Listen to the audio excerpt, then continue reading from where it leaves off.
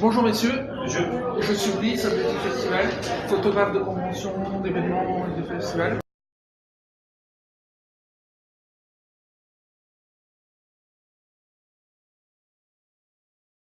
Well, when I got the script, I didn't think anything because I actually said no. I didn't want to do it because I felt like I could not do science fiction television because I just wasn't good enough to be so serious and stuff. And then I had never seen Stargate.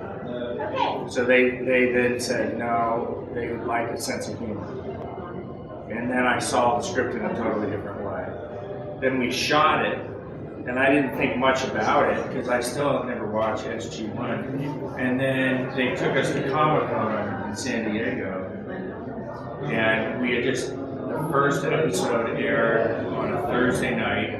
They took us to Comic-Con on a Saturday, and I was like, nobody's gonna even be there to go, nobody had seen the show, right? And we got there and there were like 5,000 people in the room, like clapping, and I was like, whoa, oh my God, this is crazy.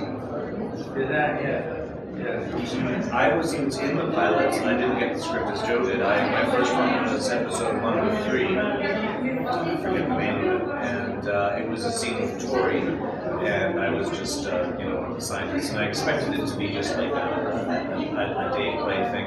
And one of the producers, I didn't know who they were, Brad Wright, was on set that day. And he said, so your check? And I said, yes. And I told him my only check joke, which is a check guy goes to the optometrist. And the optometrist says, could you read that bottom line? And the guy covers his eye and goes, KSQBRTTKNNNZZQ. And he goes, that's great, you can read that. He goes, read that, I know him. Next joke. So can I buy a vowel? And I told him that joke, and he laughed inordinately at that, and he said, well, we've got a lot of technical talk in this series. Well, he said episode at the time, and the way you're working with David Hewitt. Actually, well, the story goes that I started with Tori, and then they put me with David Hewitt, and he started doing a lot of the technical back and forth. And so they just kept me around for 5 years. And that's how I did it. I don't know, but usually around a series, around its 3rd or 4th episode, as it's settling, they see what they need and what they don't need. The answer is no. So I came in at the right time. I came in at the right time because he's good. They kept it.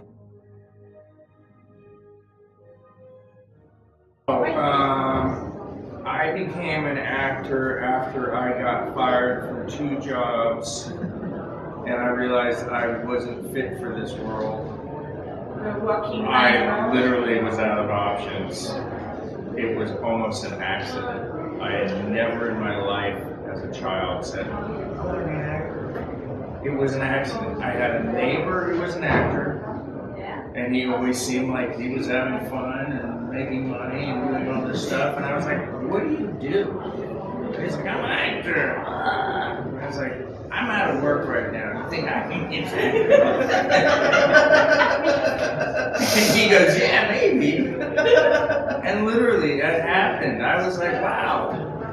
I studied in school after that, but it was not a plan. It was supposed to be maybe for a year or 2.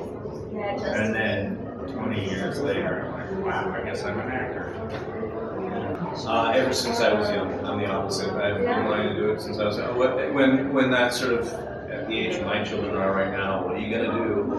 There's so many things kind of I thought, you could do this, you could do that, you could do that. And I sort of thought, well, if you're an actor, you can be all those things. So I thought, well, it's the job where you can be lots of different things in the job. And little did I understand at that time where you can just sort of be doing one area. But anyways, the job of having lots of jobs is what what appealed to me. And at the end of the day, it's the scene, it's the interaction that is the most interesting. The agents, the auditions, everything else around it I find difficult, quite frankly, onerous. But the moment the cameras start rolling and that clap goes, most people get really nervous, and that's just, I love that. That's the time to have a scene, and that's what I'm looking for.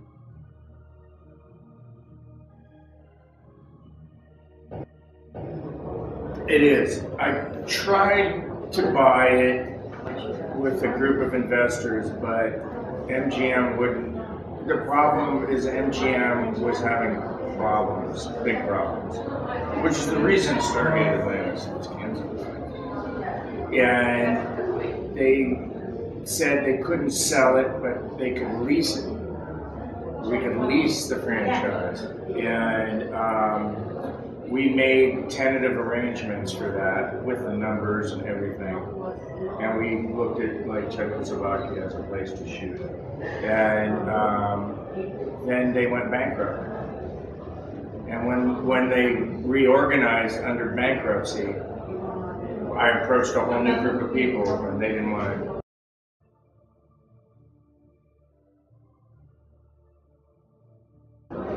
I think everything is possible.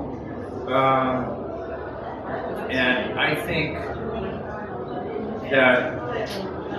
it's possible. I mean, it may not come under Atlantis. It may be a different Stargate.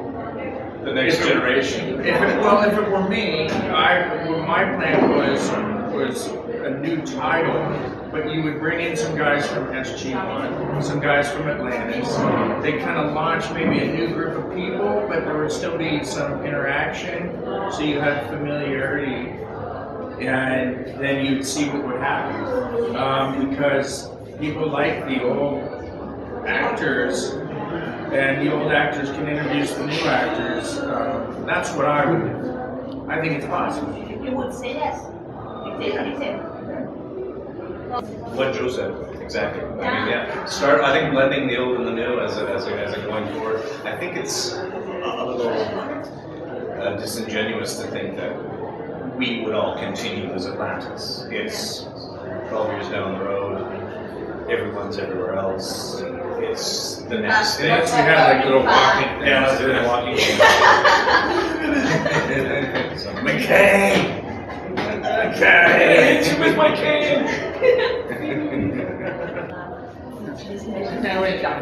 My only addition to that would be I think the writers, the way that they capture that world and the cosmology would be important to sort of be able to tap that, because I think completely scrapping that and starting a new Stargate is just start another franchise. Just don't call it Stargate. It's not Stargate. But if you're going to have Stargate, you need to have that combination of anthropology, sociology, cosmology, the humor. I mean, the humor is a very important part of it. The humor was a big. And it's not easy to do. Maybe the most important part And it's is not easy that to do. we're self-deprecating.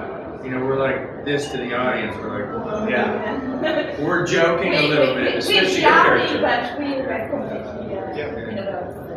I thought we have time for one more question, but they say me it's over.